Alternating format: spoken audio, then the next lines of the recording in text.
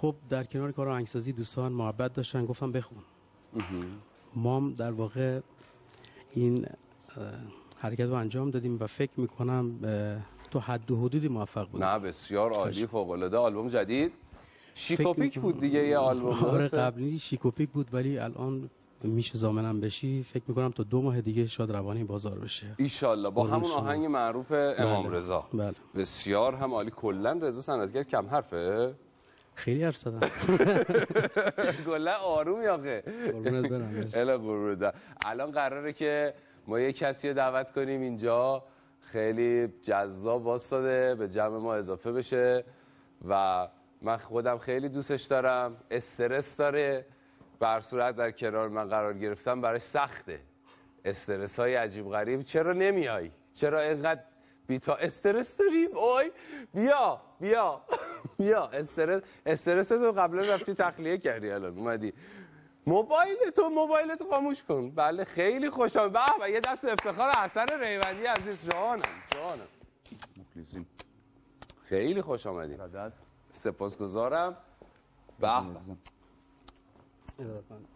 سلام. شما چطور؟ یهو منو آوردی روی آنتن، واقعا فکر نمی‌کردم چه ویتامین سی بزرگی.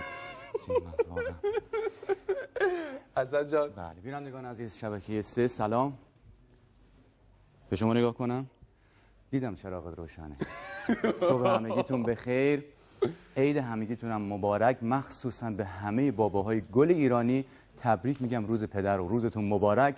انشالله که همیشه سالم و سرزنده باشین. علی جان خوبی؟ قربان شما. به بابای تو هم تبریک میگم. خیلی متشکرم. تو که هنوز بابا نشده اما ایشون باباست، من میدونم. به شما تبریک. بله دوبله میدم.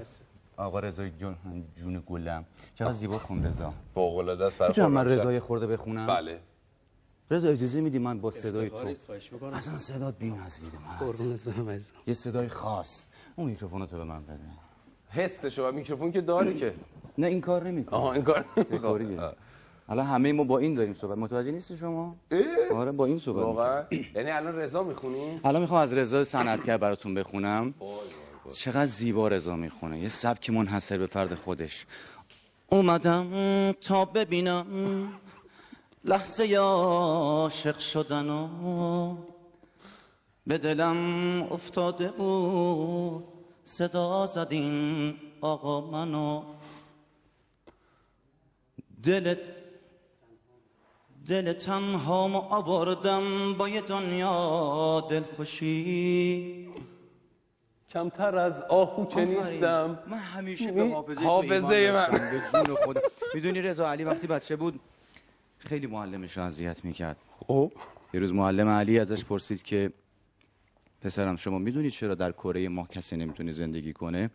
علی گفت اجازه آقا، به خاطر اینکه وقتی ماه هلالی و باریک میشه نصف جمعیت از اون میریزن پایین، نمیشه اونجا کسی زندگی کنه.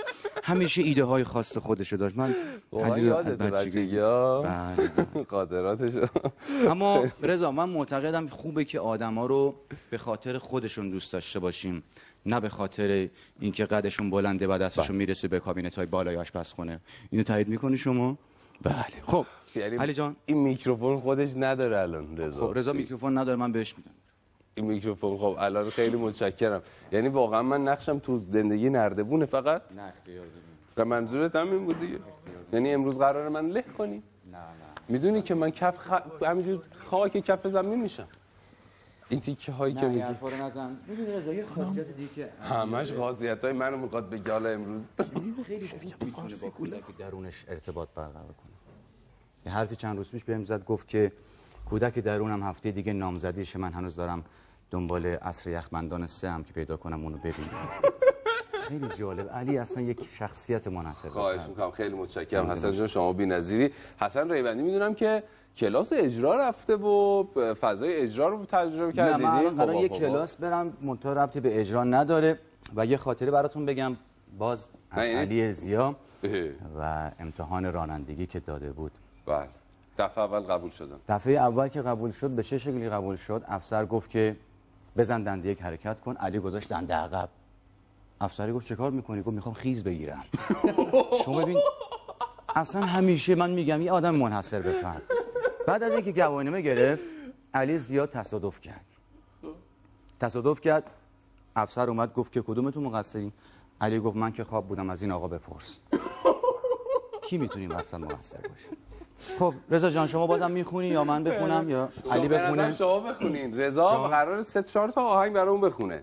یعنی آهنگ رضا میخونه یا حسن برامون بخونه؟ شما برامون نخوندی. چی دوست داری بخونم؟ این میکروفون رو بگیر حسش با همین بخونم؟ نه با همون بخون. با این بخونم؟ با اون بخون. حسش بیشتره. با موزیک بخونم یا بی موزیک؟ یه کاری داری میگی که کلا من خودم 1000 تا خوانندم و این حرفا اختیار داری. بعد یه محسن یگانه میخونی، اونو میخوای بخونی بعدش با موزیک؟ من اصلا پا تو کفش خواننده ها نمیکنم، به خاطر اینکه خواننده ها خیلی سبک و لولشون بالاست، فرق میکنه و خواهش میکنم تا هم پاتو از زندگی من بکش بیرون. آخه پات بو میده علی. من یه چیزی میخوام بگم اینجا اینه که براتون بخونم از زنده یاد مرحوم ناصر عبداللهی. خوبه؟